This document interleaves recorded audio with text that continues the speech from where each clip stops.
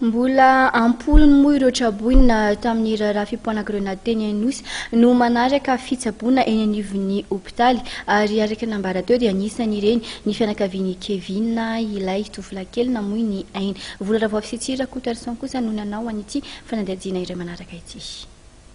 Raika amby folo ireo niarambona ny sabotsy teo teny Anosy no mbola manaraka ny fitsaboana eny amin'ny hopitaly HGR. Anisan'ny mbola marary miady amin'ny fahafatesana amin'izany ny rahalahin'i Kevin kely izay namony ainy ny sabotsy teo. Dia tena zavatra nampalahelo anay ary navadiny fony mihitsy ny nahita zazakely anankiray miady amin'ny fahafatesana dia nahita ramatoa anankiray izay tapaka ny tongony dia teo moa zany izay dia nametraka fanontaniana hoe ahoana ny avenirany ramatoa miaraka amin'ny zanany tsy izy rery fa be da be ireo tsy afaka mihetsika no ny fanaintainana sy no ny ratra mahazo azy araka ny fantatritsika misy ihany koa le zazakely maty iny. Momba le zazakely maty zany no enseignement azonay teo dia hoe anankitelo menada izy dia ny anankiray maty dia ny anankiray le miady fahafatesana izay dia ny anabavy keliny zareo maratra be any ambony. Ny ray aman-dreniny koa sambo naratra avokoa fa tsy maintsy mandeha nandevina. Izahay zany, izahay association raiso ny tanako dia manameloka tanteraka ny fihetsika inhumain ohatran'izao ny existe eto Madagasikara. Ny fahafantarana anazy malagasy zany olona fo, olombelona ny malagasy fa ny zavatra nitranga hitanay tamin'ny famanginana taonay androany dia hitanay fa miavery izay maha-olombelona ny malagasy izay. Efa mahavita mamon'olona isika manameloka an'izany izahay.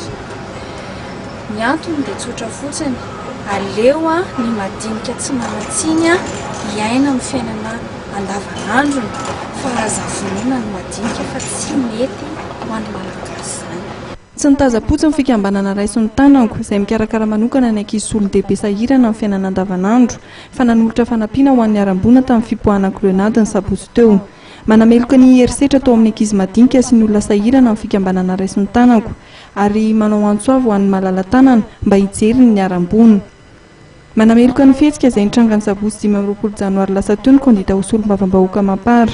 Ao anatin'izany Ramatoa Lato Rakotomanga tonga nitsidika ary mivimbina fanampiana ho an'ny arambona izy ireo androany.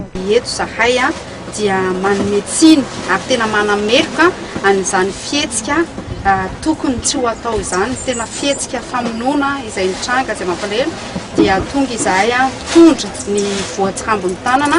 Misy ihany koa ireo malala tanana zany izay mifanampy taminay anome zavatra ilaina andavanandro miaraka amina enveloppe izay misy vola zany omena an'ireo olona marary izay mbola miisa eo amin'ny 20 eur zareo. Ka ny olona ao anatin'ilay salle zany marary rehetrarehetra ao anatin'ilay salle dia omena avokoa fa ny enveloppe no mifanampin'ilay tena niarambona tamin'izany. Niara-dalana tamin'ny député Anne Mapara ny Technodance ny Gemur. Manampy ny vahoaka foana zany amin'ny rafa misy ny doza ohatran'izao, nisy ny cyclone, misy zavatra tsy mety mahazo ny fianakavianan'ny malagasy rehetrarehetra izay sahirana. Ka zay zany matetika zany présent zany lafa misy zavatra tsy mety zany. Miaraka amin'ny zao miaraka amin'ny président dia miaraka ny sponsor izay afaka manampy anay zany misy fanomezana ny fianakaviana izay nahazo ka amin'ity ataonay ity zao ny société Technodance zany sponsor anay zany manampy anay zany izarany an'izay zavatra amaitsika ny izay nahazo izay victime zany. Sakafo samihafa toy ny ronono, confiture, biscuit ary vola nentin'ny Mapara niaraka tamin'ny Gemur. Ny Gemur izay anisan'ny miasa amin'ny fanaovana asa somaro ao anatin'izany ny fanomezan-drano marary.